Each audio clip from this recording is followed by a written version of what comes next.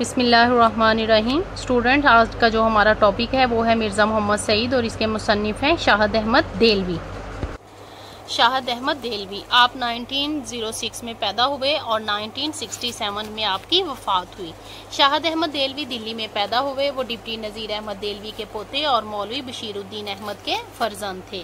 انہوں نے F C college Lahore سے FSc کی اور اس کے بعد میڈیکل کالج میں داخلہ لیا، لیکن بیمار ہونے کی وجہ سے وہ اپنی طبی تعلیم جاری نہ رکھ سکے، اور اس کے بعد انہوں نے انگریزی ادبیات میں BA آنرز کیا، MA فارسی کا امتحان بھی پاس کیا۔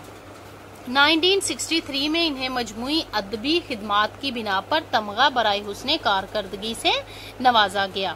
شاہد احمد دہلوی زبان و بیان پر کامل عبور رکھتے تھے۔ ان کی زبان آسان اور عام فہم ہے۔ وہ موسیقار بھی تھے، لیکن اردو ادب ہی ان کی پہچان ہے۔